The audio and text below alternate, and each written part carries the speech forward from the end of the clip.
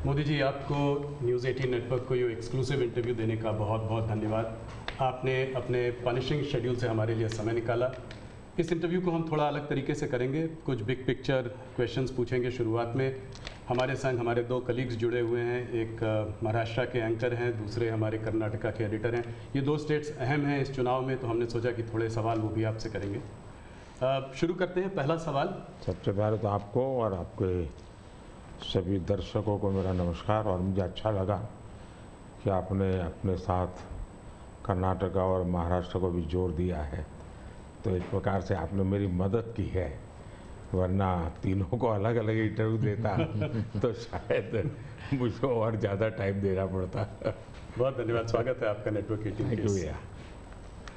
पहला सवाल मोदी जी, हम लोग पूरे देश का भ्रमण कर रहे हैं, इधर उधर जा रहे हैं। हम लोग साउथ में थे, बिहार गए और भी महाराष्ट्र में भी थे। तो हर जगह ये देखा गया है कि चाहे विपक्ष से बात करें, चाहे आपके उम्मीदवारों से बात करें, लोग कहते हैं कि जब मोदी जी यहाँ आएंगे तो सब कुछ बदल जाएगा। अभी कुछ नहीं कह सकते, मोदी जी आएंगे तो हो सकता है स्वीप हो जाए, हो सकता है सीट निकल जाए। तो क्या 2024 के इस चुनाव को हम नरेंद्र मोदी पर एक रेफरेंडम की तरह देख सकते हैं, जनमत संग्रह की तरह देख सकते हैं? अब ये तो सारा खेल मीडिया के लोगों का होता है, किस समय किस प्रकार से एनालिसिस करना। लेकिन मैं इतना कहूँगा कि मैं कोई चुनाव के समय काम करने वाली सरकार नहीं चलाता हूँ। आप मेरा 10 साल का रिकॉर्ड देखेंगे तो एवरेज फ्राइडे, सैटरडे, संडे मैं हिंदुस्तान के किसी न किसी कोने में गया हूँ, जनता के बीच में रहा हूँ, और इसलिए मेरा जाना निरंतर चलता रहता है। और चुनाव में मैं मानता हूँ कि लोकतंत्र का उत्सव ऐसा है कि सभी राजनीतिक दलों का कर्तव्य है कि ज़्यादा से ज़्यादा लोगों के बीच जाएं, जाकर के एक प्रकार से प्रशिक्षण का काम होना चाहिए, संवाद होना चाहिए, विचार विमर्श होना चाहिए। तो मैं एक राजनीतिक क्षेत्र के कार्यकर्ता के नाते चुनाव या न हो, मैं इसे अपना कर्तव्य मानता हूँ और इसलिए मैं जाता हूँ। जहाँ तक ये 2 फेज का सवाल है, मैंने ऐसा जन समर्थन बहुत कम चुनावों में देखा है जो मैं इस बार देख रहा हूँ। एक प्रकार से चुनाव जनता जनार्दन लड़ रही है, सुशासन के लिए लड़ रही है, अपने सपनों को साकार करने के लिए लड़ रही है। ऐसा मुझे लगता है, शायद मैं तो शायद एक निमित्त हूँ। इस बार मेरा जरा ज़्यादा उत्साह है लोगों के बीच जाने का, और पहले के तुलना में शायद मैं ज़्यादा बार जाना भी चाहता हूँ, इसलिए कि जो जनता जनार्दन इतने उमंग और उत्साह के साथ इतनी बड़ी जिम्मेदारी उठा ली हो, तो उस जनता जनार्दन को जाकर के उनको प्रणाम करना, नमन करना, उनका आशीर्वाद लेना, ये मुझे अपना कर्तव्य लगता है। और मैं देखता था जो फर्स्ट राउंड हुआ, तो मैंने किसी दोस्तों को कहा था कि पहले राउंड में ये हमारे खिलाफ जो लोग मोर्चा लगा करके बैठने की कोशिश कर रहे हैं, पहले राउंड में वो पस्त हो गए जी। और कल मैंने देखा दूसरे राउंड में ये ध्वस्त हो चुके हैं। यानी पहले लोगों ने पस्त कर दिया, अब ध्वस्त कर दिया। मोदी जी, जब कैंपेन की आपने शुरुआत की थी तो बड़े हाई नोट पे ये कैंपेन की शुरुआत हुई थी। आपने कहा, आपने अपने सरकार के पूरे काम का परिचय दिया, आपने डेवलपमेंट एजेंडा को लेकर आगे बढ़े, इकोनॉमी पर आपने जो है बहुत प्रकाश डाला और इसके ऊपर बहुत काम हुआ भी है।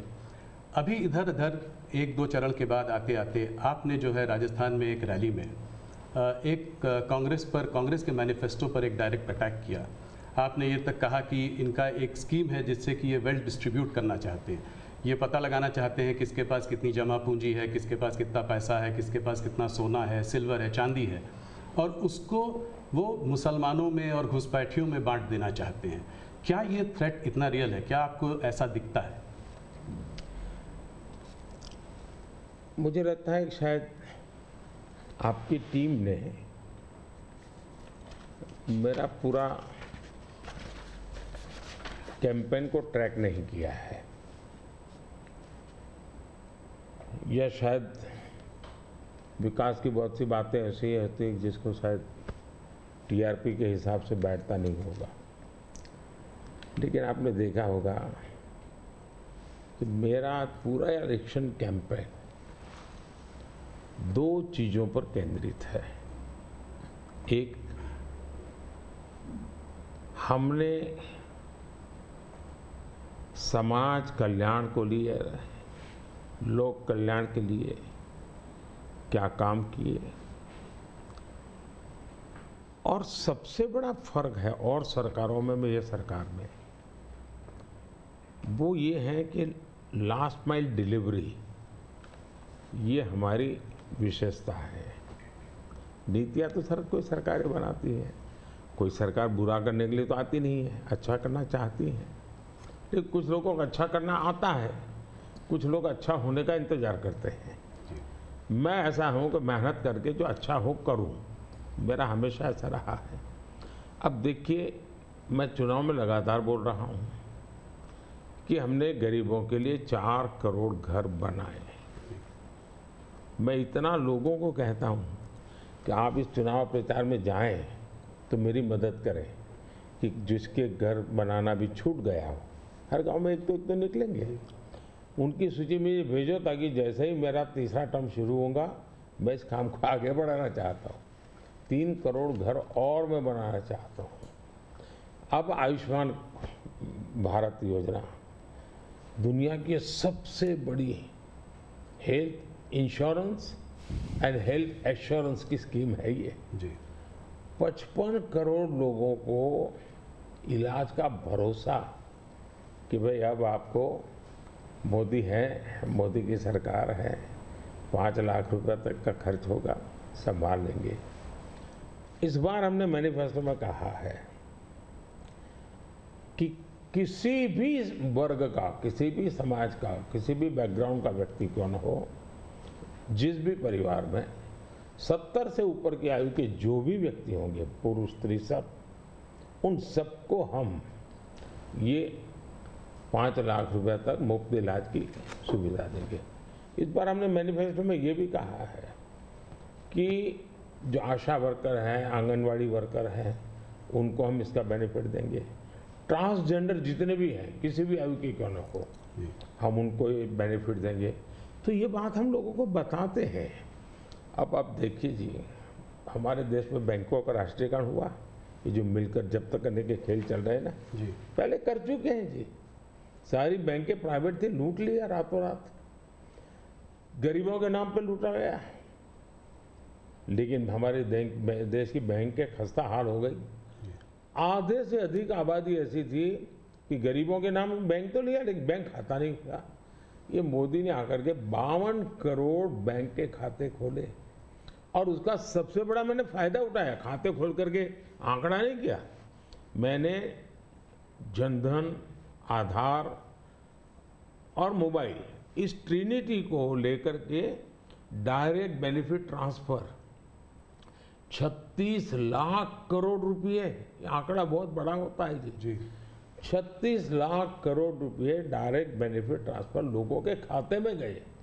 अगर मैंने बैंक खाते न खोले होते तो इनका बड़ा फाइनेंशियल इंक्लूजन इस दुनिया में, पूरी दुनिया में एक साल में जितने अकाउंट खुलते होंगे ना, उससे ज़्यादा काम हमारे देश पे हुआ है। जल जीवन मिशन हमारे देश में जी 3-4% घरों में भी घर में नल से जल आता था, वो भी ज़्यादातर अर्बन लोकेलिटी में। आज 14 करोड़ ग्रामीण परिवारों को नल से जल पहुंचा है। अब ये सारे काम है, 25 करोड़ लोग गरीबी से बाहर ऐसे ही नहीं आए जी। हमने उनको इतना सशक्त बनाया, और मेरी स्ट्रेटेजी यही है कि हम गरीब को इतनी ताकत दें कि गरीब खुद गरीबी को परास्त करे। और जब गरीब अपने मेहनत से गरीबी को परास्त करता है ना, उसके बाद उसको गरीबी में वापस नहीं जाना, ये संकल्प बन जाता है। और वो देश की शक्ति बन जाता है। आज हमें फायदा है, 25 करोड़ लोग गरीबी से बाहर आए, बहुत बड़ा अचीवमेंट है जी, दुनिया इसकी तारीफ कर रही है जी। और ये एक मॉडल बनेगा जी। ये जो डेवलपिंग कंट्रीज है उनके लिए मॉडल बनेगा जी। आप देखिए 2014 के पहले क्या हाल था। 2014 के पहले आपके सारे मीडिया वाले निकाल दीजिए, फ्रेजाइल फाइव यही हेडलाइन होता था जी। आज जी हम वाइब्रेंट इकोनॉमी बन गए। IMF ने दुनिया के 150 देशों का समूह, जिसमें चाइना भी है, हिंदुस्तान भी है, जिसको हम कहें कि एक डेवलपिंग कंट्रीज है या जो इमर्जिंग इकोनॉमी वाले देश हैं, ऐसा का एक समूह का उनको क्लासिफाई करके उन्होंने उसका एनालिसिस किया। बड़ा इंटरेस्टिंग है, यानी एक प्रकार से ये इंडिया का पीयर ग्रुप हम कह सकते हैं। अब देखिए क्या एनालिसिस है। 1998 इंडिया पर कैपिटा GDP इस पीयर ग्रुप से 30% के आसपास थी, यानी पूरा 150 देशों का देश है। उस समय अटल जी की सरकार थी, 98 में अटल जी की सरकार है। 98 से 2004 अटल जी के अपने कार्यकाल में ये 30% को 35% ले गए। अच्छा प्रोग्रेस हुआ। लेकिन दुर्भाग्य देखिए जी, 2004 में ये सब खिचड़ी कंपनी आ गई और ये खिचड़ी कंपनी ने अटल जी की मेहनत जो थी उस पर पानी फेर दिया। 35% को 30 पर ले आ गए वो लोग।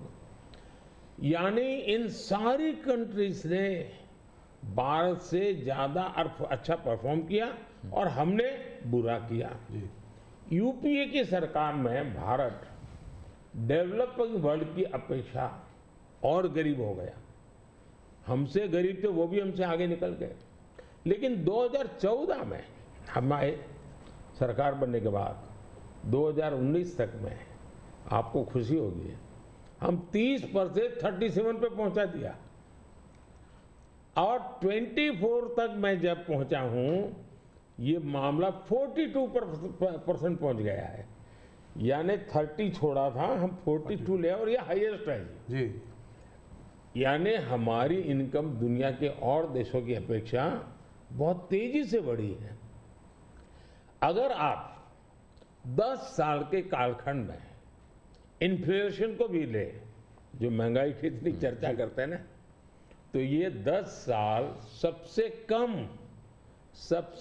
कम इन्फ्लेशन वाला कालखंड रहा है। ये मैं इतना सारा जो कहता हूं और हकीकत के आधार पर कहता हूं, कठोर परिश्रम करने के बाद अचीव किया है जी। पूरी सरकार को मोबिलाइज किया है और लक्ष्य को पार करने के लिए जी जान से जुड़ गए हैं। उसके बावजूद भी मोदी क्या कहता है? मोदी तो कहता है ये तो ट्रेलर है, मुझे तो और आगे जाना है और नई नई आकांक्षाएं और मैं बहुत तेजी से बढ़ना चाहता हूँ देश को लेकर के।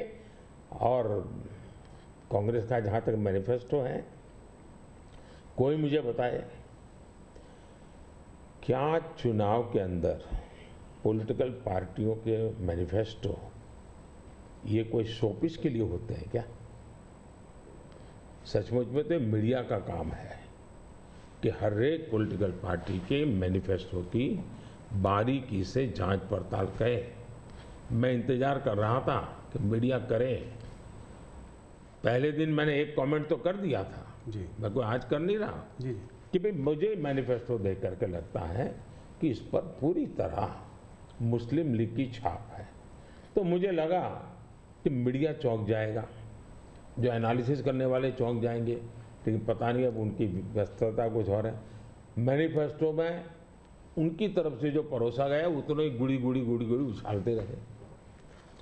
फिर मुझे लगता भी ये तो इकोसिस्टम का बड़ा मिलीबग लगता है। अब मुझे सच्चाई लेकर जाना पड़ेगा। मैंने काफी 10 दिन इंतजार किया कि देश इस मैनिफेस्टो में जो बुराइयां हैं उसको कोई न कोई, क्योंकि निष्पक्ष तरीके से आता है तो अच्छा है, आखिरकार मुझे मजबूरन ये सच्चाइयाँ लेकर के आनी पड़ी। अब देखिए साहब, अब उनके एक महाशय ने अमेरिका में इंटरव्यू दे दिया, जी, इनहेरिटेंस टैक्स पर। तो इनहेरिटेंस टैक्स की बात ले आए, 55% टैक्स आपकी प्रॉपर्टी। अब मैं विकास और विरासत की बात कर रहा हूँ, ये विरासत को लूटने की बात करते हैं। तो मैं और वेल्थ रिडिस्ट्रीब्यूशन की बात करते हैं, और उनके आज तक का इतिहास है, वो करेंगे क्या?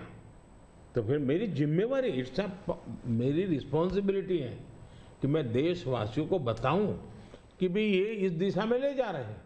अब आप तय कीजिए, जाना न जाना जनता जनार्दन का हक है, लेकिन मेरा दायित्व बनता है कि तथ्य के आधार पर, तर्क के आधार पर, उनकी हकीकतों के आधार पर मुझे बताना चाहिए, वो मैं बता रहा हूँ।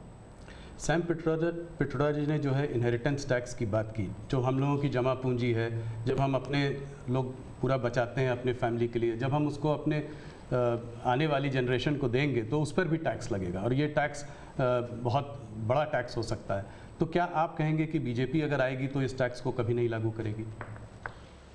भारतीय जनता पार्टी क्या करेगी, हमारे मैनिफेस्टो में साफ हमने लिख करके लाए हुए। अब उन्होंने कहीं सगुफा छोड़ दिया तो मैं भी वो झंडा लेके घूमूंगा, ये सवाल आपके मन में कैसे आ जाता है? जी, भारतीय जनता पार्टी की विचारधारा साफ है जी।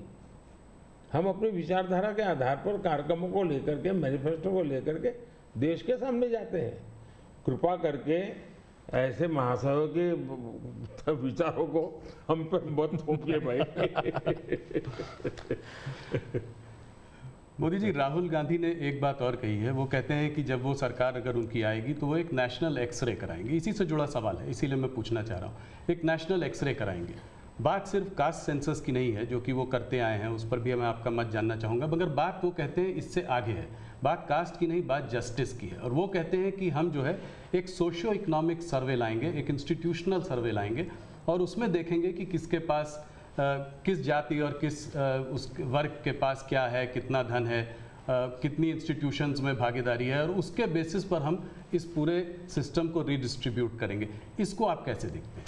सबसे पहले तो इस देश में जो लोग अपने आप को राजनीति के एक्सपर्ट मानते हैं, जो लोग देश के उतार चढ़ाव को बड़ी बारीकी से अध्ययन करते हैं, सबसे पहले उनका दायित्व है कि वो ऐसे लोगों को पूछे कि जिस परिस्थितियों का वर्णन आप कर रहे हो, अगर ये सही है तो 50, 60, 65 साल तो आपने राज किया भाई, ये मुसीबत के जो जन्मदाता आप हो, और आपने अब तक की बर्बादी लाई क्यों? पहले उनका जवाब मांगो भाई, नंबर 1। नंबर 2, एक्सरे का मतलब क्या है जी?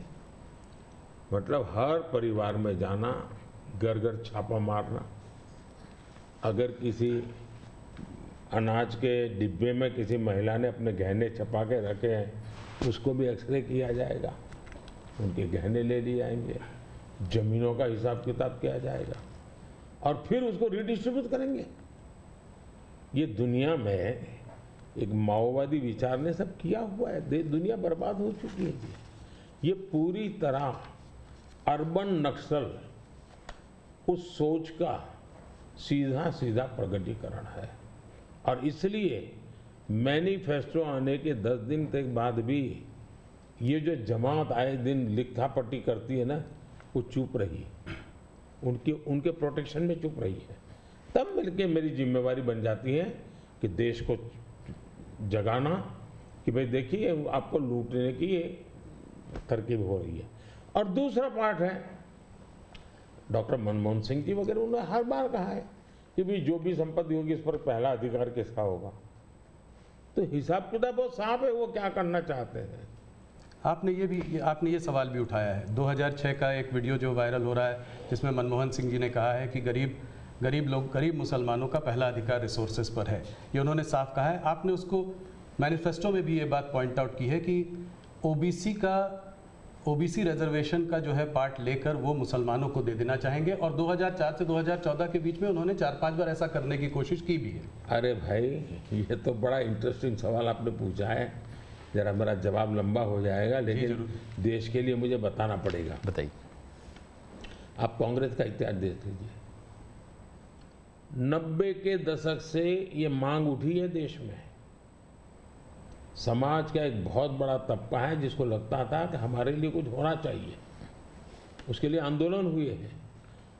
90 से पहले कांग्रेस ने पूरी तरह इस बात को खारिज कर दिया, उसका विरोध किया, उसको दबाने की कोशिश की है। यानी 90 के पहले का उनका दशक है।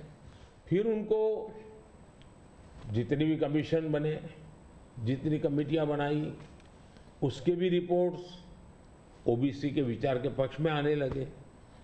अब उनके सिफारिशों को भी वो नकारते रहे, रिजेक्ट करते रहे, दबाते रहे। 90 के दशक में उनको लगा कि भाई अब इसको जरा उनकी वोट बैंक की राजनीति के अनुसार उसको टर्न दिया जाए।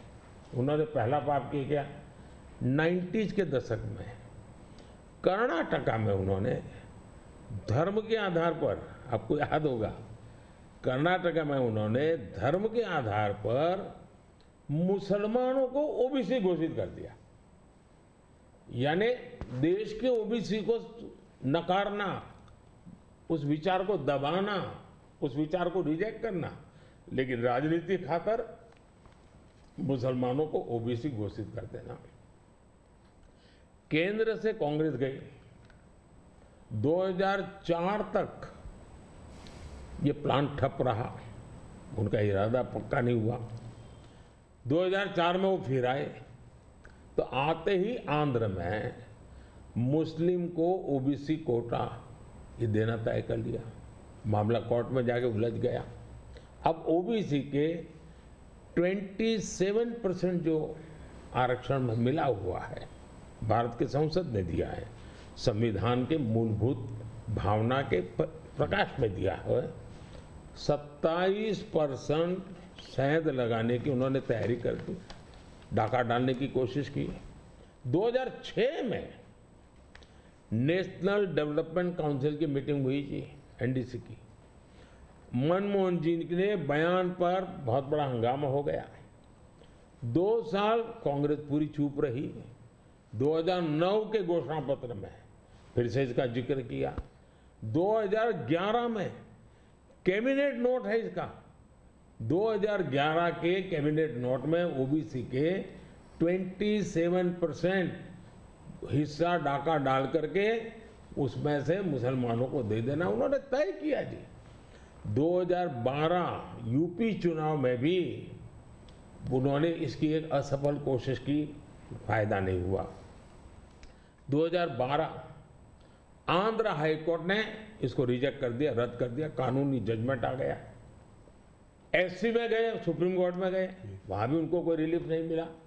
2014 के घोषणा पत्र में भी धर्म के आधार पर आरक्षण की बात कही है, जबकि हिंदुस्तान का संविधान जब बना तब तो कोई आरएसएस वाले, बीजेपी वाले संविधान सभा में नहीं थे। बाबा साहब आम्बेडकर जैसे लोग बैठे थे, पंडित नेहरू जैसे बैठे थे, सरदार वल्लभ भाई बैठे थे, देश के कई महापुरुष बैठे थे। उन सब ने लंबे चिंतन के बाद तय किया था कि भारत जैसे देश में धर्म के आधार पर आरक्षण नहीं दिया जा सकता। 2024 के चुनाव में आप देख रहे हैं उनका मैनिफेस्टो, और मैंने कहा इस पर पूरी तरह मुस्लिम लीग की छाप है, यानी मुस्लिम लीगी नीतियां उन्होंने अपनाना शुरू किया। अब ये जो उन्होंने स्थितियां बनाई हैं, मुझे बताइए कि देश के लोगों को ये जिस प्रकार से संविधान की धज्जियां उड़ा रहे हैं, जिस प्रकार से लोग बाबा साहब आम्बेडकर को अपमानित करते हैं, एससी एसटी के आरक्षण पर भी खतरा, तलवार लटका देते हैं, ओबीसी का तो जीना मुश्किल कर देंगे। क्या मुझे देश की जनता को प्रशिक्षित करना चाहिए कि नहीं करना चाहिए? मैं सभी जो भी विद्वान लोग हैं, जो कलम के धनी हैं, जो निष्पक्ष हैं, उनका ये दायित्व बनता है कि ऐसे समय देश को वो एजुकेट करें, सही चीज़ें बताएं। कांग्रेस का कहना है कि उन्होंने ऐसा स्पेसिफिकली नहीं बोला है, जो कि उन्होंने मैनिफेस्टो में बोला है, उसमें लिखा है कि इनकरेज और असिस्ट करेंगे स्टूडेंट्स को बिलोंगिंग टू द माइनॉरिटीज़। उन्होंने ये कहा है कि will ensure minorities receive there fair share of opportunities, ये बोला है। तो इसको आप कैसे पढ़ते हैं, मतलब उनके मैनिफेस्टो को? मुझे पकड़ने की जरूरत नहीं, मैंने 1990 से आपको हिसाब दिया है भाई। जी। 1990 का हिसाब देखोगे, उसके बाद आप क्या कहोगे मुझे? अब मुझे उसमें एनालिसिस करने की जरूरत ही नहीं पड़ती जी। आपको 1990 से लेकर के डॉक्टर मनमोहन सिंह जी के 2009 के बयान तक और सारी चीजों को एक टेबल पर लेकर के देखोगे तो आप बिल्कुल इसमें से क्या निकालोगे भाई? मैं नहीं निकाल रहा हूं जी। हर एक को यही निकालना पड़ेगा भाई। हाँ, मतलब कि एक करके यहाँ जाएंगे वो। और ये जो भागीदारी की बात करते हैं इंस्टीट्यूशंस में कि जजेस ओबीसी नहीं है, मीडिया में ओबीसी का रिप्रेजेंटेशन कम है, इसको आप कैसे देखते हैं? अब मुझे बताइए, जो 2014 में हम आए, हमने ऐसी कोई नीति बनाई है क्या जो जिसके कारण किसी को रुकावट हो जाए? तो ये उनके पाप है, उनके पापों को देश भुगत रहा है। अगर उन्होंने सच्चे अर्थ में सेकुलरिज्म किया होता, सच्चे अर्थ में सामाजिक न्याय किया होता, वोट बैंक की राजनीति न की होती, तो ये उनको आज इस प्रकार से झूठे कागजों को लेकर के घूमना नहीं पड़ता। जी। मुझे विश्वास है कि 10 साल से मैं जो कर रहा हूँ, स्थिति ऐसी आएगी कि जितनी बातें हैं उनका जवाब हम ही देंगे, कर के देंगे, हर एक को योग्य न्याय देंगे। आज हमारे पहले देश के राष्ट्रपति आदिवासी कैसे बनी हुई? हमारी सोच के कारण बनी। हमें 3 बार राष्ट्रपति बनाने का मौका आया, एक बार अटल जी के समय, 2 बार मेरे समय। पहली बार हमने किसको बनाया? माइनॉरिटी को बनाया। जी बिल्कुल। अब्दुल कलाम जी को बनाया। मुझे मौका मिला पहला तो किसको बनाया? दलित को बनाया। दूसरा मौका मिला तो किसको बनाया? आदिवासी महिला को बनाया। तो ये हमारे आचरण से पता चलता है कि हमारी सोच क्या है। जी। मोदी जी, आपने एक बात और कही है और इसको मैं एक लंबे सवाल से भी जोड़ना चाहता हूँ। आपने कहा है कि अगर इनका गठबंधन जो है सरकार बनाएगा तो ये पीएम बाय रोटेशन होगा। ये डिसाइड नहीं कर पा रहे हैं कि किसको पीएम बनाएंगे, तो एक साल के लिए सब लोग पीएम बनेंगे। सवाल मेरा थोड़ा बड़ा है। सवाल ये है कि क्या आपको लगता है कि जिस स्टेज में इंडिया का जो डेवलपमेंट स्टेज है उसमें कोएलिशन गवर्नमेंट काम करेगी या एक स्टेबल गवर्नमेंट ज़्यादा इफेक्टिव होगी? 2 अलग अलग सवाल है। जी। देखिए, आप कांग्रेस का कैरेक्टर देखिए। उनके यहाँ राजस्थान में पार्टी के अंदर आंतरिक संघर्ष था, तो उन्होंने फॉर्मूला बनाई 2.5 साल मुख्यमंत्री की, 2.5 साल एक मुख्यमंत्री रहेंगे, 2.5 साल दूसरे। ये राजस्थान में फॉर्मूला बनाई थी, नॉन फॉर्मूला है। छत्तीसगढ़ में ऐसा उनकी पार्टी के भीतर झगड़ा हुआ तो वहाँ भी उन्होंने फॉर्मूला बनाई कि 2.5 साल एक, 2.5 साल दूसरा, और उन्होंने मामला संभाल करके गाड़ी चलाई। और ये भी सच्चाई है कि 2.5 साल के बाद वो मुकर गए। जी। यानी खुद की पार्टी के साथ धोखा किया, खुद की पार्टी के अंदरूनी धोखा करने की उनकी प्रवृत्ति, वो तो एक। इसका मतलब ऐसी फॉर्मूला कांग्रेस के दिमाग में होना ये प्रूवन है उसमें। और मैंने अभी कहीं मीडिया में पढ़ा कि उनकी कोई छोटी सी मीटिंग हुई थी, मीडिया में पढ़ा मैंने, और उसमें ये कहा कि भाई अब आज के स्थिति जब मोदी बार बार पूछ रहा है भाई इतना बड़ा देश किसको सुपुर्द करे, आपका नाम तो होना चाहिए ना, इतना बड़ा आप किसी का भी नाम दीजिए जी। कोई तो नाम देना पड़ेगा ना। अरे क्रिकेट की टीम होती है वो भी कैप्टन बताती है, कबड्डी की टीम होती है वो भी कैप्टन बताती है। भाई आप बता नहीं रहे हो कि इतना बड़ा देश दे किसको। और तब जाकर फिर उन्होंने कोई ऐसे फॉर्मूला बनाई है कि भाई 1 ईयर 1 पीएम फॉर्मूला। अब एक पीएम 1 साल रहेगा तो आएगा, पूरी नई सरकार बनाएगा, कैबिनेट बनाएगा, तो फिर शपथ समारोह चलते रहेंगे 5 साल, और क्या होगा जी। और देश संकट समारोह में उलझता रहेगा, वो शपथ समारोह में उलझते रहेंगे। अब कोई देश ऐसे चल सकता है? इतना बड़ा देश जी। देश ने 30 साल तक अस्थिरता देखी है, मिलीजुली सरकारों का दौर देखा है, आज दुनिया में भारत के प्रति विश्वास बढ़ा है, उसका कारण भारत के 140 करोड़ लोगों ने एक स्थिर, मजबूत, स्पष्ट बहुमत वाली सरकार बनाई। तो कोई भी भरोसा करेगा भाई हाँ जी इस सरकार के पास मैंडेट है, मिलीजुली सरकार पर कोई भरोसा ही नहीं करता है। और इतना बड़ा देश ऐसे थोड़ा चल सकता है। लेकिन आज देश की राजनीति ऐसी है कि कोई एक पार्टी कितने ही बहुमत से क्यों न जीते, उसने रीजनल एस्पिरेशंस को ऑनर करना ही होगा। और इसलिए हमें पूर्ण बहुमत मिला, फिर भी हम सरकार एनडीए की बनाते हैं, एनडीए के साथियों को लेकर के बनाते, क्योंकि एक पार्टी को पूर्ण बहुमत मिलने के बाद भी देश के राजनीतिक उज्जवल भविष्य के लिए, देश के लोगों के एस्पिरेशंस के लिए, रीजनल एस्पिरेशंस को उतना ही रिस्पेक्ट देना चाहिए, उतना ही हिस्सा देना चाहिए। और ये कैरेक्टर एनडीए ने डेवलप किया है, भारतीय जनता पार्टी ने करके दिखाया है। आपने रीजनल एस्पिरेशंस की बात की तो उसकी बात हम लोग करेंगे। एक सवाल और जिससे पहले कि उस पर आते हैं, ऑपोजिशन की सारी पार्टीज, राहुल गांधी, कांग्रेस, सब ये कहते हैं कि मोदी जी ये जो है मैच फिक्सिंग कर रहे हैं इस चुनाव पर। उन्होंने कहा है कि ईडी, सीबीआई और ईवीएम के बिना आप चुनाव नहीं जीत सकते। क्या कहेंगे आप? ईवीएम का जवाब तो देश की सुप्रीम कोर्ट ने दे दिया है। और 2014 में इनके पास ईडी थी, इनके पास सीबीआई थी, तो हार क्यों गए भाई? मेरे होम मिनिस्टर तक को जेल में डाल दिया था, तो हार क्यों गए वो? अगर ईडी सीबीआई से चुनाव जीते जाते तो ईडी सीबीआई का काम तो इतने सालों तक कांग्रेस ने किया है, वो जीत जाते हैं जी। और इतना बड़ा देश, एक म्यूनसिपैलिटी का चुनाव फिक्स नहीं कर सकते हो भाई? जरा करके देखो, ये संभव होता है क्या फिक्सिंग? क्या क्या दुनिया को मूर्ख बना। लेकिन दुख इस बात का है कि ऐसी बातें करने वालों को आप मीडिया के लोग उनको पूछने के बजाय हमको पूछते हो।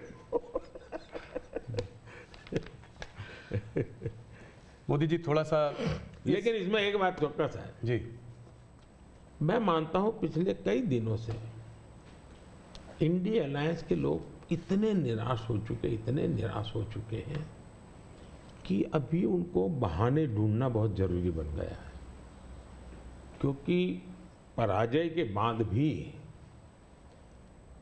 लोगों के सामने जाने के लिए उनको इसलिए मैं समझता हूँ शायद वो अभी से ये सारे तर्क ढूंढ रहे हैं कि पराजय के तर्क क्या होंगे, शायद उसी की उनकी इंटरनल एक्सरसाइज है ये। मोदी जी दो स्टेट्स अहम हैं इस चुनाव में, एक है कर्नाटका और एक है महाराष्ट्र। कर्नाटका जहां पे अभी आपकी हार हुई थी विधानसभा के चुनाव में, और महाराष्ट्र इसलिए क्योंकि वहां पर एक अजीब सी खिचड़ी बनी हुई है, दो पार्टियां टूटी हैं। मेरे दो साथी मेरे साथ हैं, सबसे पहले शुरुआत करते हैं कर्नाटका से। तो हरिप्रसाद जी जो हमारे वहाँ के एडिटर हैं वो आपसे कुछ सवाल पूछना चाहते हैं। हरिप्रसाद जी स्वागत है आपका। ಕರ್ನಾಟಕದಲ್ಲಿ ನೇಹಾ ಹಿರೇಮಠ್ ಮರ್ಡರ್ ಕೇಸ್ ಬಹಳ ಚರ್ಚೆ ಆಗ್ತಾ ಇದೆ. Neha killed inside the campus by Fayaz. Even JP Nadda ji rushed to her house. आप क्या सोच रहे हैं, ये अभी ये फोकस शिफ्ट हो रहा है क्या? कर्नाटक का चुनाव का फोकस ऐसे इश्यूज को शिफ्ट हो रहा है? देखिए, नड्डा जी का कार्यक्रम वहाँ चल रहा था और इतनी बड़ी घटना घटी थी, और ऐसी चीज़ों में हमें वो किस दल के थे, वो कांग्रेस के थे, उसकी बेटी की हत्या हो गई तो हमारा क्या, ये हमारे संस्कार नहीं है, न ही हमारी सोच है, और एक मानवीय संवेदना का विषय है। और मैं मानता हूँ कि अच्छा हुआ अध्यक्ष जी ने इतनी चुनाव की आपाधापी में भी उनके सांत्वना देने का प्रयास किया है। ये पूरी तरह मानवीय व्यवहार है। मैं भी अब मैं बताता हूँ कि शायद कौन सा चुनाव है मुझे याद नहीं है, लेकिन राहुल जी का कहीं पर हवाई जहाज में कुछ गड़बड़ हुआ तो मुझे पता चला, तो मैंने तुरंत उनको फ़ोन किया। मैंने कहा भाई आपको कुछ दिक्कत हुई है, क्या हुआ है? ये हमारा कर्तव्य बनता है। मैं गुजरात का मुख्यमंत्री था और दमन में मैडम सोनिया जी, फिर हमारे अहमद पटेल साहब, वो सारे लोग, उनका हेलीकॉप्टर एकदम से क्रैश कर गया। मुझे पता चला, मैंने तुरंत फ़ोन किया। मैंने कहा मैं यहाँ से आपको एयर एम्बुलेंस भेजता हूँ। तो अहमद भाई ने मुझे कहा नहीं, अभी बिल्कुल हम लोग सलामत हैं, ये बात ठीक है, हेलीकॉप्टर को नुकसान हुआ है लेकिन हमें कुछ तकलीफ नहीं हुई है। एक बार सोनिया जी काशी गई थी इलेक्शन कैंपेन में और वहाँ उनको तबीयत एकदम ख़राब हो गई, तो मैंने तुरंत यहाँ से सबको भेजा। मैंने कहा भाई देखो क्या मामला है, या तो हवाई जहाज दो उनको। तो ये एक तो मेरे संस्कार भी हैं और मैं मानता हूँ कि ये राजनीति से परे होते हैं चीज़ें। तो मेरे लिए किसी भी परिवार में आपत्ति आ जाए, ये हमारा राजनीति से ऊपर उठ करके ही व्यवहार होना चाहिए जी। So regarding the guarantee schemes, in Karnataka, Congress promised 5 guarantees, and they, after coming to power, they delivered that one. They, as per their promise, they are delivering that one. Now, whereas in BJP is more, in the last election you lost there, only 66 seats you were able to win there, BJP able to win there. Now again Yediyurappa जी का leadership और उसका बेटा का leadership में ज़्यादा focus हो रहा है। इसका वजह से थोड़ा सा बीजेपी के अंदर भी कुछ लोग नाराज भी है उधर। वो एक्चुअली आपका मन में कर्नाटका में अभी बीजेपी कितना सीट जीत सकते हैं, क्या है आपका? नंबर 1, यस, कर्नाटका की जनता पश्चाताप कर रही है कि हमने इतनी बड़ी गलती कर दी, इनको बिठा दिया। तो जन समर्थन हमारा कम नहीं हुआ है, जन समर्थन हमारा बढ़ा है, लेकिन इन्होंने इतने ही कम समय में सीएम कौन, अभी भी वो बात सेटल नहीं हुई है। शपथ हुआ है सीएम का लेकिन सेटल नहीं हुआ है। अपने आप को सीएम मानने वाले लोग बहुत है उसमें। आप कानून व्यवस्था देखिए, चरमरा गई है, बम ब्लास्ट हो रहे हैं, हत्याएं हो रही हैं, आर्थिक स्थिति पूरी तरह कंगालियत की स्थिति में है। वादे तो बड़े बड़े कर दिए उन्होंने और फिर टैग लगाए, ऐसा होगा तो ये मिलेगा, वैसा होगा तो नहीं मिलेगा। मतलब आप जनता के साथ धोखा भी कर रहे हो।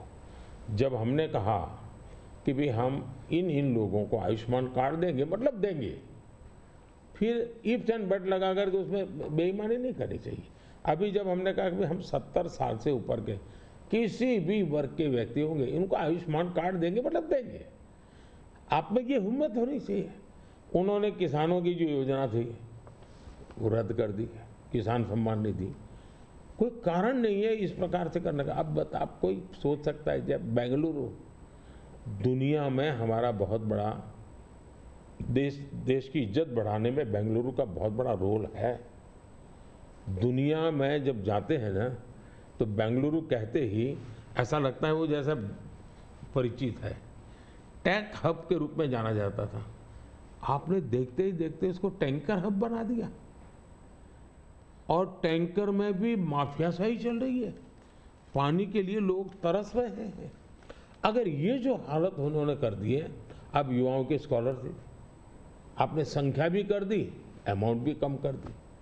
यानी एक के बाद एक आपने ऐसे नेगेटिव काम किए हैं। जिन मुद्दों को लेकर के वोट मांगा, उन मुद्दों को आप वोट दे नहीं पा रहे हैं।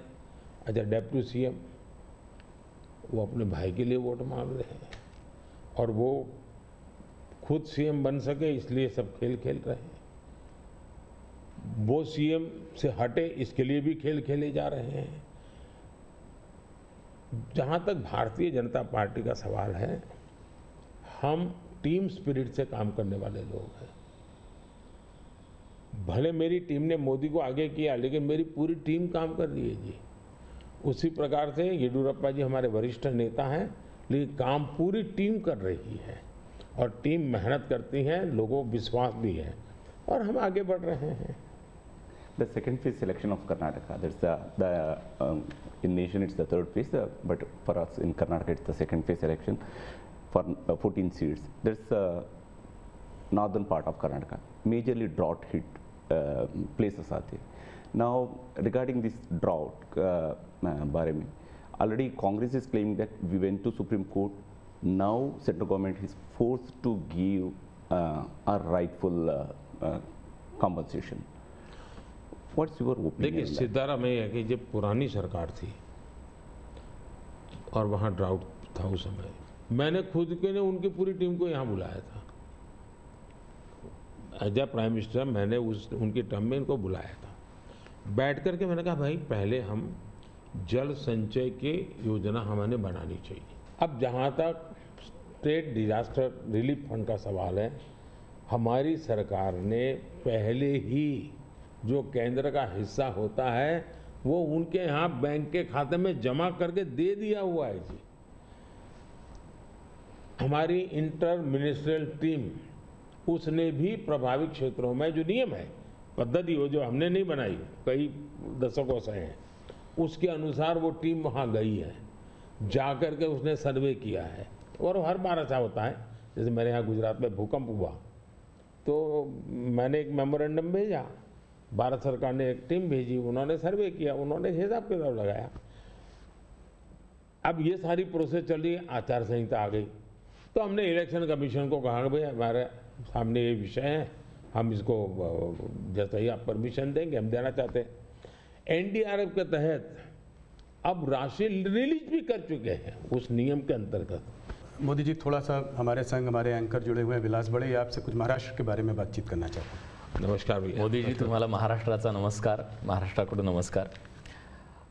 महाराष्ट्र में बीजेपी को उन 23 सीटों को बचाना है जो आपने 2019 में जीती थी, लेकिन इस बार महाराष्ट्र में एक पूरी खिचड़ी बनी हुई है।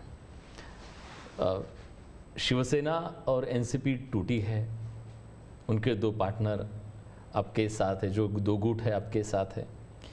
क्या उद्धव ठाकरे जी और शरद पवार जी के साथ या उनके पक्ष में आप कोई एक सिंपैथी की लहर देख रहे?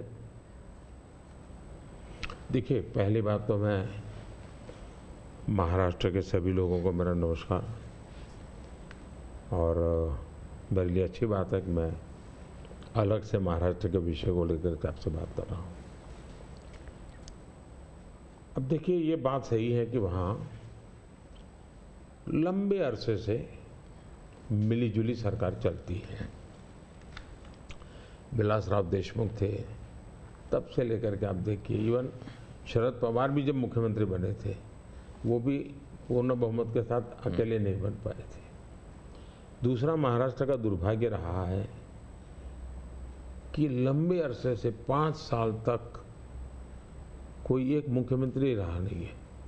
एक भी व्यक्ति 5 साल में, देवेंद्र फडणवीस पहले व्यक्ति थे लंबे अरसे के बाद जो एक पूरा कार्यकाल मुख्यमंत्री रहे, और पूरी सरकार बेदाग रही, पूरी सरकार लोगों का भला करने वाली सरकार रही। अब सिंपैथी हमारे साथ होनी चाहिए कि जो लोग हमारे साथ चुनाव लड़े, जो लोगों ने हमारे साथ चुनाव लड़ करके महाराष्ट्र के लोगों से वोट मांगा, लेकिन मुख्यमंत्री बनने के खुद के व्यक्तिगत महत्वाकांक्षा के कारण और उसमें अहंकार भर गया, इसके कारण आपने बाला साहब ठाकरे के जमाने से बनी बनाई इस जोड़ी को धोखा दे दिया, और उसका लोगों को गुस्सा है, बीजेपी के प्रति सिंपत्ति है। दूसरा, शिवसेना के अंदर जो तूफान खड़ा हुआ या एनसीपी के अंदर जो तूफान खड़ा हुआ, वो साफ साफ दिखता है कि जब आप अपने परिवार के लोगों को ही प्राथमिकता देते हैं और बाकियों को नहीं देते हैं, तो कभी न कभी तो कठिनाई पैदा होती है। शरद राव के घर में जो मुसीबत है उनके पारिवारिक झगड़ा है, भतीजा संभाले कि बेटी संभाले। यहाँ भी इनका झगड़ा यही है कि भाई और कोई सक्षम नेता ऊपर आए कि खुद का बेटा भले अभी जैसे यहाँ एक परिवार में कांग्रेस के चल रहा है उस पर, तो वो झगड़ा उनका है जी। और मैं मानता हूँ हमारा देश इस प्रकार के पारिवारिक झगड़ों के प्रति नफरत करता है, सिंपैथी नहीं करता है। तो ये बिल्कुल ही आप सिंपैथी शब्द लेकर के सिंपैथी दिलवाने की अगर कोई कोशिश करता है तो मैं समझता हूँ वो भी फेल जाने वाली है। लोग नफरत करते हैं, लोग ऐसी चीज़ों को स्वीकार नहीं कर सकते कि भाई ये तुम्हारे घर के झगड़े तुम घर में निपटो ना, महाराष्ट्र को क्यों बर्बाद कर रहे हो। तो गुस्सा है। दूसरी बात है, जहां तक आज शिंदे जी के नेतृत्व में जो सरकार चल रही है, भारतीय जनता पार्टी का ज़्यादा सीटें होने के बाद मैंने त्याग किया है। त्याग महाराष्ट्र की भलाई के लिए किया है। कुछ लोगों को लगता था कि हम सीएम बनना चाहते हैं, नहीं, तो हम सीएम बन सकते नहीं बने हैं। महाराष्ट्र की जनता को हमने कन्विंस किया है कि हम महाराष्ट्र के लिए जीते हैं, हमारे लिए नहीं जीते हैं। और इस चुनाव में ये सिंपैथी हमारे पक्ष में है कि इतना बड़ा दल, एक मुख्यमंत्री सफल रहा हुआ मुख्यमंत्री, वो आज डिप्टी सीएम बन करके भी एक प्रकार से खुद के सम्मान को छोड़ करके आज भारतीय जनता पार्टी सिर्फ और सिर्फ महाराष्ट्र के उज्जवल भविष्य के लिए। और मैं मानता हूं हमारे देश में बंगाल बर्बाद हो गया, कोलकाता एक इकोनॉमी को ड्राइव करता था, लेकिन वहाँ इस प्रकार की उठापटक की राजनीति ने बर्बाद कर दिया। बिहार और उत्तर प्रदेश अस्थिरता की राजनीति ने तबाह करके रख दिए थे। महाराष्ट्र को इस हालत में जाने नहीं देना चाहिए। मुंबई देश की आर्थिक राजधानी है, हमें देश हित में भी महाराष्ट्र में मजबूती के साथ आगे बढ़ना चाहिए। और ये बात हम महाराष्ट्र की जनता को समझा रहे हैं, उनको कन्वे कर रहे हैं, और महाराष्ट्र की जनता बहुत पॉजिटिव रिस्पॉन्स दे रही है जी। ओके, महाराष्ट्र में बीजेपी, शिवसेना और एनसीपी की महायुति बनी है, लेकिन इस चुनाव में आखिरी समय तक सीटों की खींचातान बहुत चल रही है। अभी तक टिकट का वितरण भी बहुत जगह पे नहीं हुआ है। ये महायुति पर एक बड़ा सवाल नहीं है खड़ा करता? मुझे लगता है ये जो पहले दो वाक्य बोले ना, उसके सिवाय बाकी सब जो बता रहे वो उन लोगों का प्रॉब्लम है। वहाँ सीटें तय नहीं हो पा रही हैं, वहाँ निर्णय नहीं हो पा रहा है, वहाँ पैरेलल चुनाव लड़े जा रहे हैं। इस बाजू तो ऐसा ही नहीं, बीच बाजू चल पड़े हैं लोग, मिलजुल करके सीटें तय कर करके चल पड़े हैं जी, और वेल इन एडवांस कर दिया है। शिवसेना, बीजेपी और एनसीपी, ये तीनों ने इसको कर लिया है। सामने जो नकली पार्टियों का मेला मिलाप है वहां नहीं हो पा रहा है जी, उल्टा है। कितनी सीटें देखते हैं आप महाराष्ट्र में? पिछली बार 41 आई थी, इसलिए पूछ रहा हूँ सवाल। हम बहुत ताकत के साथ आगे बढ़ रहे हैं, वोट भी बढ़ेगा, सीट भी बढ़ेगी। सर, 2017 में आप ही की सरकार ने शरद पवार जी को पद्म विभूषण दिया था, जो देश का सेकेंड हाईएस्ट सिविलियन ऑनर है। लेकिन पिछले मंगलवार को शरद पवार जी ने एक कह दिया, मराठी में ते मराठीत असं म्हणाले की मोदी जी देशाचे नवे पुतीन आहे, आप नए पुतीन बन रहे हैं। आप इस कमेंट को कैसे देखते हैं? मैं उनका आदर करता हूं, आज भी करता हूं। हाँ। और मैं मानता हूं सार्वजनिक जीवन में लंबे अरसे तक जिन जिन लोगों ने काम किया है वो हमारे साथ रहे न रहे, हमारे विरोध बने, वो अलग बात है। इसका मतलब ये हुआ कि जिसके अंदर वो पुतिन को देखते हैं उसकी सरकार से अवार्ड लेकर के वो गर्व कर रहे हैं। ये तो बहुत बड़ा कॉन्ट्राडिक्शन है भाई। लेकिन वो गर्व कर रहे हैं। जहां तक मेरी पार्टी की सोच और व्यक्तिगत रूप से मेरी सोच। अब देखिए, हमने भारत रत्न दिया तो किसको दिया? प्रणब मुखर्जी, नरसिम्हा राव, चौधरी चरण सिंह जी, कर्पूरी ठाकुर, और इस देश में किसी ने क्वेश्चन नहीं किया कि मोदी जी आप इनको क्यों भारत रत्न दे रहे हैं। सबको लगता हाँ यार ये ड्यू था, डिजर्व था। किस दल के थे? हमारे खिलाफ ढेर सारी बातें उन्होंने बताई हुई ऐसे लोग हैं, लेकिन निर्णय उसके आधार पर नहीं होता है। आप पद्म पुरस्कार देखिए, मुलायम सिंह जी, असम के तरुण गोगोई जी, पीए सांगमा जी, जमीर जी, एस.एम. कृष्णा जी, आप देखिए जी, सारे लोग हैं दूसरी पार्टियों के हैं, हमने उनको पद्म दिया। हम पद्म देते हैं उनको अपने अपने क्षेत्र में जो उनका योगदान है, देश के लिए जो भी उन्होंने किया है, ये देश का दायित्व है। अवार्ड देश का है, दल का नहीं है जी। ये मोदी की पर्सनल प्रॉपर्टी नहीं है, ये भारतीय जनता पार्टी का उस पर कॉपीराइट नहीं है जी। तो मैंने पूरा पद्म पुरस्कार, तो मैं मानता हूँ कभी अगर आप स्टोरी चलाएं, मीडिया के लोग इंटरेस्ट करें, भारत में पद्म पुरस्कार को कैसे परिवर्तित किया गया, कैसे पद्म पुरस्कार एक प्रकार के सच्चे अर्थ में सम्मान बना दिया, इतना बड़ा काम उन्होंने किया है। अगर तारीफ होनी चाहिए तो इस बात की होनी चाहिए कि भाई आप बहुत बड़े सोच वाले लोग हैं कि आप ऐसे ऐसे निर्णय करते।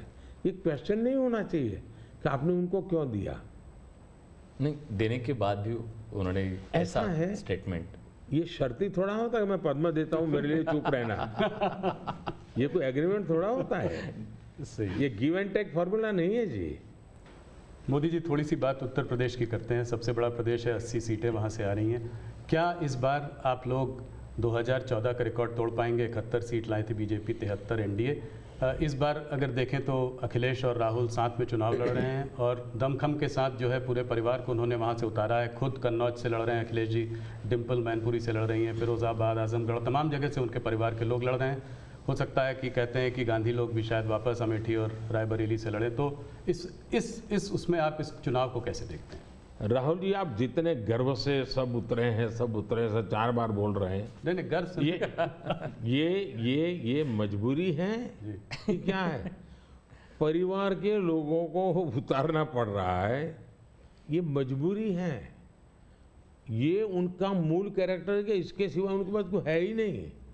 फैमिली मेंबर के लिए लड़ना, फैमिली मेंबर के लोगों के लड़वाना, यही खेल है। अच्छा, ये पहले इकट्ठे नहीं आए क्या भाई? पहले भी इकट्ठे आ चुके हैं, बार बार इकट्ठे आ चुके हैं। लेकिन उत्तर प्रदेश की जनता को अपना भविष्य क्या है उसकी समझ पूरी है, और इसलिए मैंने पार्लियामेंट में कहा था कि आज उत्तर प्रदेश की और देश का हाल ऐसा है कि बड़े बड़े नेता लोकसभा के मैदान से भाग रहे हैं, राज्यसभा का रास्ता खोज रहे हैं, और हुआ वैसा ही है। बड़े लोग ने चुनाव लड़ने के लिए तैयार नहीं है जी। लेकिन हम एक जिम्मेवारी के साथ काम चल रहे हैं, सबको साथ लेकर के चल रहे हैं, और मुझे पक्का विश्वास है कि अब शायद कुछ बचेगा नहीं, उनका कुछ नहीं बचेगा। 2014 से बेहतर परफॉर्मेंस होगी, उनका कुछ बचेगा ही नहीं जी। जी। एक सवाल और, आप इसका पार्ट जवाब दे चुके हैं इसलिए मैं उसको संक्षेप में पूछूंगा। ऑपोजिशन कांग्रेस सब आपके पीछे कहता है कि सरकार जो है ईडी, सीबीआई, इंटेलिजेंस एजेंसीज का इस्तेमाल कर रही है। आपने कहा है कि ईडी इंडिपेंडेंट है। सिर्फ एक सवाल यह है कि ऐसा देखा गया है कि 25 नेता का एक एनालिसिस एक न्यूज़पेपर ने की थी कि 25 नेता जब ऑपोजिशन पार्टी से बीजेपी की तरफ आ गए तो उसमें से 23 लोगों के ऊपर से जो है इस तरह के केसेस को या तो ठंडे बस्ते में डाल दिया गया या ड्रॉप कर दिया गया। इस बारे में पहली बात है, एक भी केस ड्रॉप नहीं किया गया है। जो अदालत कहेगी वही होगा, हम कोई निर्णय नहीं लेंगे, स्वतंत्र है। दूसरी बात है, पॉलिटिकल लीडरशिप के केस कितने हैं भाई? ओनली 3%। 97% अच्छे ब्यूरोक्रेट जेल में है। आखिर के संस्था का जन्म क्यों हुआ है भाई? अगर इन संस्थाओं का जन्म इसी काम के लिए हो तो काम नहीं करेगी क्या? और अदालत इतनी बड़ी है जी, किसी को जमानत नहीं दे रही है अदालत, तो अदालत देखती होगी ना भाई। और भ्रष्टाचार के मामले में हम कम से कम उसको लाइट न ले जी। सचमुच में देश में चर्चा होनी चाहिए कि पहले एक जमाना ऐसा था आपको आरोप लगता था ना तो भी हिल जाते थे।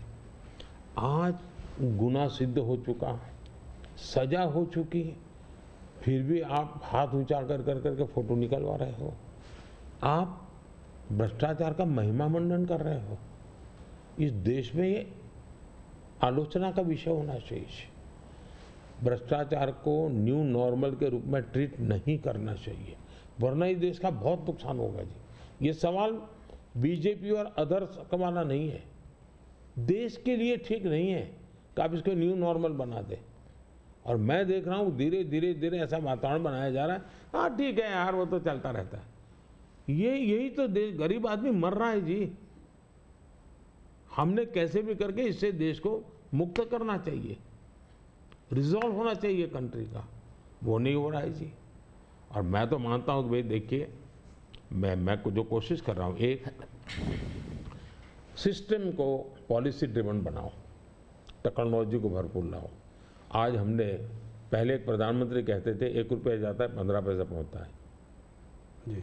आज मैं कहता हूँ 1 रुपया जाता है पूरे 100 पैसे पहुँचते हैं। डायरेक्ट बेनिफिट ट्रांसफर क्यों? सिस्टम को सुधारो भाई। हमने जेम पोर्टल बनाया, करप्शन को कम करने की दिशा में हमारा बहुत बड़ा कदम है जी। दूसरा, समाज को भी जगाओ, समाज को भी आदत डालो कि भाई भ्रष्टाचार बुरा है, किसी भी स्तर पर भ्रष्टाचार से मुक्त रहना चाहिए। और देश में वो वातावरण बन रहा है, पॉलिटिकल लोगों को डर नहीं है। और मैं मानता हूँ उसमें कुछ मात्रा में ये जो सिर्फ हमारा विरोध है इसलिए उनका समर्थन कर देना, ये शोभा नहीं देता है भाई। आपने पिछले कार्यकाल में काफ़ी बड़े काम किए, आर्टिकल 370 को रद्द किया, सीएए को लेके आए, मगर ऑपोजिशन लीडर्स इस कैंपेन में सब कह रहे हैं कि अगर वो सरकार बनाएंगे तो इन सब को जो है सीएए को रिपील कर देंगे। ममता बनर्जी खास करके कह रही है सीएए को इम्प्लीमेंट नहीं होने देंगी। इसको आप कैसे देखते हैं? पहली बात है कि जिसको भारत का संविधान समझ है, जिसको भारत के फेडरल स्ट्रक्चर का पता है, किसके पास कौन काम है वो सब पता है, वो कभी ऐसी बात बोलेंगे नहीं, क्योंकि ये उनके अधिकार क्षेत्र का विषय ही नहीं है जी। अगर मोदी भी राज्य का मुख्यमंत्री होता है तो नहीं कर सकता है जी। जो भारत सरकार के विषय हैं वो भारत सरकार करेगी, जो राज्य सरकार के विषय होते हैं वो राज्य सरकार करेगी। लेकिन जनता को मूर्ख बनाने की फैशन हो गई है, जनता को अंधेरे में रखने, इसलिए वो कुछ भी बोलते रहते हैं। दूसरी बात है, मैं चैलेंज करता हूँ कांग्रेस पार्टी कल प्रेस कॉन्फ्रेंस करके बता दे कि हम 370 वापस लाएंगे, क्योंकि 370 हटने के बाद ये लोग संविधान की इतनी बड़ी बातें करते हैं ना जी। बाबा साहब अम्बेडकर के नाम पर, हमको इतनी गालियाँ देते हैं। हिंदुस्तान में बाबा साहब अम्बेडकर का संविधान पूरे देश में लागू नहीं हुआ था। जम्मू कश्मीर में 70 साल तक भारत का संविधान नहीं लगा है। ये हमने आकर के भारत के संविधान, और वहाँ दलितों को पहली बार आरक्षण मिल रहा है जी। वाल्मीकि समाज वहाँ रहता है, वहाँ पहली बार आरक्षण मिल रहा है। ये सब क्या बातें करते हैं जी। और उनकी हिम्मत है क्या, वो प्रेस कॉन्फ्रेंस करके बोले कि हम 370 फिर से वापस लाएंगे। हिम्मत है तो कोई भी दल हिम्मत है तो आ जाए मैदान में। मोदी जी, बंगाल की तरफ चलते हैं। वेस्ट बंगाल में जो है इस बार चुनाव काफ़ी ज़ोरों में लड़ाई हो रही है। पिछली बार जब आप 2019 में 18 सीट लाए थे 42 में, तो लोग चकित रह गए थे, लोगों को उम्मीद नहीं थी कि आप 18 सीट लाएंगे। इस बार आपके एक नेता ने कहा है कि 36 सीट आ सकती है। राजनाथ जी ने मुझसे इंटरव्यू में कहा था कि 36 सीट आ सकती है। कैसे देख रहे हैं इस वक्त माहौल को? देखिए, जहाँ तक लोगों का चकित वाला जो आप कह रहे हैं ना,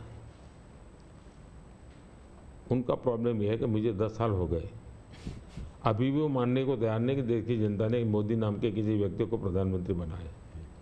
तो ऐसी एक जमात है जो देश के मैंडेट को स्वीकार करने को तैयार नहीं है जी। अब हकीकत है भाई कि देश की जनता हमको समर्थन दे रही है। आपने हिसाब लगाया था नहीं होगा नहीं होगा, वो तो आपकी गलती थी जी। लोग, हमारे तो लोगों के साथ संपर्क है। और मैं मालदा में था, मैंने जी, मैं हैरान था कितना बड़ा जबरदस्त वहाँ माहौल था जी। अब जनता जनार्दन का विश्वास बन रहा है कि देश में एक स्थिर मजबूत सरकार है। बंगाल में भी उसका परिणाम अच्छे मिले। और टीएमसी के शासन में महिलाओं पर जो अत्याचार हो रहे, संदेश खाली की जो घटना है, पूरे देश को हिला दिया है जी। और उसका गुस्सा निकलना ही निकलना है मतदान में। आखिर जनता के पास तो मताधिकार है, उसी से अपना गुस्सा निकालेंगे जी। तो गुस्सा निकलना है, बहुत स्वाभाविक है। आपने देखा होगा नोटों के ढेर, क्या कभी आपके टीवी वालों ने इतने सारे नोटों के ढेर कभी पकड़े गए देखा था? जी। पिछले कुछ सालों में आप लगातार 50 करोड़ के ढेर, 300 करोड़ के ढेर, 250 करोड़ के ढेर, 200 करोड़ के ढेर, देश चौंक गया है जी। आप कितना इसको दबाने की कोशिश करो, लेकिन देश के दिल दिमाग में स्थिर हो चुका है कि लूटने वाले लोग हैं। तो इस बार जीत और बड़ी होगी। बिल्कुल क्लीन स्वीप कर रहे हैं। उड़ीसा को कैसे देखते हैं? उड़ीसा में आपने जो है बीजेडी का साथ छोड़ा। भारतीय जनता पार्टी वहां अलग रही है। बीजेडी ने मुद्दों के आधार पर समर्थन केंद्र में हमारा समर्थन किया था, मुद्दों के आधार पर जी। और ऐसे बहुत से दल हैं जो मुद्दों के आधार पर हमें समर्थन देते रहे हैं। तो बीजेडी का हमारा नाता हो रहा, राज्य के अंदर हम बिल्कुल, उड़ीसा की पूरी अस्मिता खत्म हो रही भाई। उड़ीसा की अस्मिता संकट में है। उड़िया लैंग्वेज वो खतरे में आ रही है। और मैं नहीं मानता कि उड़िया के लोग अब ये लंबे अरसे तक इसको सहन कर सके। इतने संसाधन है जी।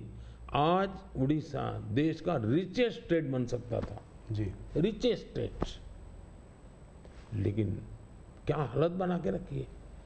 तो अब उड़ीसा के सामान्य मानवी के अंदर एस्पिरेशंस है जी। और मुझे लगता है कि हमें सेवा का मौका मिलना चाहिए। हम उड़ीसा को कहां से कहां पहुंचा कर देंगे। उड़ीसा से बात बिहार की भी करते हैं। बिहार में आपने फिर नीतीश जी के संग वापस जो है आपका गठबंधन उनके साथ है, उस गठबंधन के साथ लड़ रहे हैं। कैसे देखते हैं? पिछली बार 39 सीटें थी आपकी 40 में, क्या इसको रिपीट कर पाएंगे? पहले एक तो हम चुनाव असेंबली का साथ लड़े थे जी। बाद में वो कहीं गए, फिर वापस आए। तो हम जो जनता का मैंडेट है उसके अनुसार साथ में है जी। जहाँ तक जन समर्थन का सवाल, कल मैं बिहार में ही था। जी। जो जन समर्थन मैं देख रहा हूँ जी, अनप्रेसिडेंटेड, इतनी गर्मी में कोई पैंडल नहीं, कुछ नहीं जी। और लाखों लोग जिस प्रकार से इस बात से जुड़े हुए हैं, मैं साफ देख रहा हूँ जी कि बिहार में पहले हम एक आध सीट शायद हार जाते थे, शायद इस बार एक भी नहीं हारेंगे। 40 में 40 एक भी नहीं हारेंगे। बहुत बड़ा बयान है। हाँ।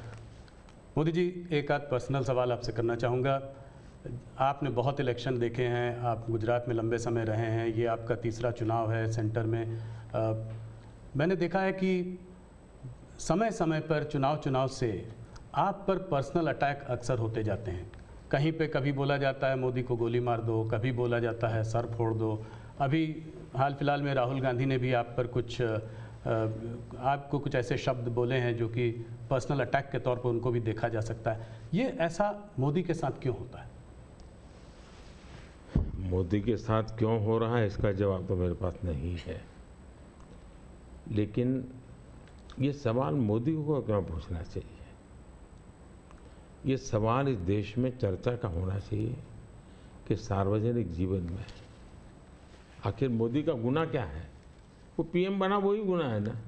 मतलब आप जो भी गाली देते प्रधानमंत्री को दे रहे हैं। अब प्रधानमंत्री को इस प्रकार से सर फोड़ देंगे या कभी मेरी माँ को गाली देना, कभी ये।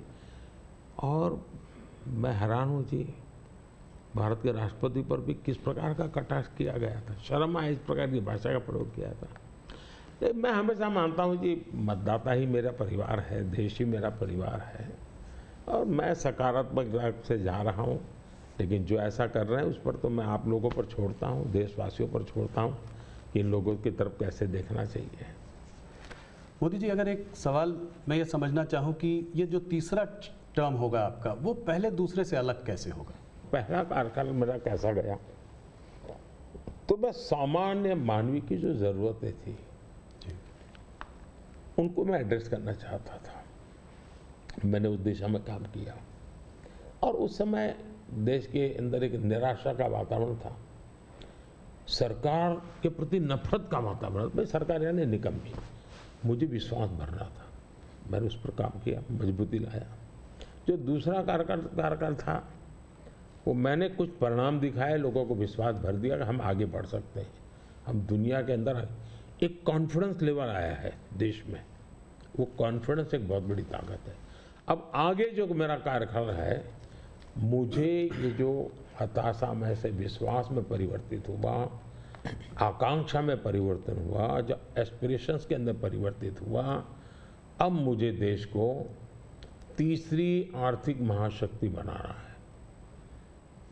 लेकिन ये जब मैं 11 से 5 पे लाया, उसी की कंटिन्यूटी है जी। ये मैं 5 वर्ष और निकम्मा और 3 वाला अच्छा, ऐसा नहीं हो सकता जी। तो पहले मनमोहन सिंह के समय पर 11 तक थे, हम जोर लगा करके 5 पर ले आए, अब जोर लगा करके 3 पर ले जाएंगे। तो हम हर चीज़ में कंटिन्यूटी करना चाहते हैं। अब जैसे बिजली, हमने बिजली पहुंचाने का बड़ा अभियान चलाया, बिजली पहुंचा दी। अब मेरा लक्ष्य है PM सूर्यघर योजना और 0 बिजली बिल, और मैं हर घर पर सोलार सिस्टम लगे, और मैं सिर्फ बिजली का बिल 0 चाहता हूँ, इतना ही, मैं 3 चीज़ें चाहता हूँ। एक, हर परिवार का बिजली का बिल 0 हो। दूसरा, अतिरिक्त बिजली जो हो वो बेचे, कमाई करे। तीसरा, जमाना इलेक्ट्रिक व्हीकल का आएगा। मुझे आत्मनिर्भर होना है एनर्जी के सेक्टर में, और इसलिए मैं चाहूँगा जिसके पास भी स्कूटी हो, मोटर हो, जो भी हो, उसका चार्जिंग अपने घर में ही हो जाए और सोलार से हो जाए। मतलब आज उसका जो ट्रांसपोर्टेशन का महीने का 1000-2000 रुपया खर्चा आता है, वो भी 0 हो जाए। ये त्रिविध बेनिफिट नागरिक को और देश को, पर्यावरण का बेनिफिट, देश को आज पेट्रोलियम इंपोर्ट करने का जो अरबों अरबों डॉलर जा रहे हैं बाहर, वो बंद हो जाएगा। तो मल्टीपल बेनिफिट वाला योजना। अब जैसे स्टार्टअप हब, मैन्युफैक्चरिंग हब बनाना है, मुझे इनोवेशन हब बनाना है, यानी मैं एक बिल्कुल नए एरिया पर देश को ले जाना चाहता हूँ, और बड़े कॉन्फिडेंस का, और विजन मेरा क्लियर है। मुझे कोई दुविधा नहीं, मेरे पास बताया है नेक्स्ट 100 डेज में, 4 जून के बाद 100 डेज में मुझे क्या काम करना है, अभी से मेरे पास क्लियर है। 5 साल में क्या करना है, क्लियर है। 2047 में विकसित भारत बने, क्लियर है। इसलिए मैं कहता हूँ 24/7 फॉर 2047, ये मेरा मिजाज है। इस पर अलग से एक चर्चा करनी पड़ेगी आपको हमारे ग्रुप के साथ। आज विलास मुझसे सुबह एक सवाल पूछ रहे थे, मैंने कहा आप मोदी जी से खुद ही पूछना डायरेक्ट। आपने आपकी पूरी यात्रा में बहुत सारी कठिनाई का सामना किया है। ऐसी हालत में भी आप टफ डिसीजन लेते हैं, ये कैसा कर पाते हैं? देखिए, मैं टफ डिसीजन वगैरह नहीं लेता हूँ जी, मैं सही डिसीजन लेता हूँ। कोई टफ डिसीजन होते नहीं, सही होते हैं। किसी को टफ लगे, किसी को ना लगे, ऐसा हो सकता है। लेकिन फिर भी मैं सोचता हूँ कि ये सब कैसे होता है। जैसा अचरज आपको होता है, मुझे भी होता है कि मोदी ये कैसे करता है। फिर मैं सोचता हूँ नहीं, शायद परमात्मा ने ही मुझे इस काम के लिए भेजा हुआ है। मुझसे जो कुछ भी है वो कोई ईश्वरीय शक्ति करवा रही है, और वो ईश्वरीय शक्ति, ईश्वरीय प्रेरणा से मैं करता रहता हूँ। ये कोई परमात्मा की देन है। परमात्मा ने मुझसे कुछ काम लेना तय किया है, किसी पर्पज के लिए परमात्मा ने मुझे भेजा है, और इसलिए मैं ये जो बाकी तूफान चल रहा है उससे बहुत परे रहता हूँ। लेकिन इस तूफान में शांत कैसे रहते हैं? वही, मैं उससे परे रहता हूँ। मुझे शायद परमात्मा ने यही राह दिखाई है कि तुम उन चीज़ों में मत उलझो, तुझे कोई बड़ा काम करना है, तुम अपने काम में लगे रहो।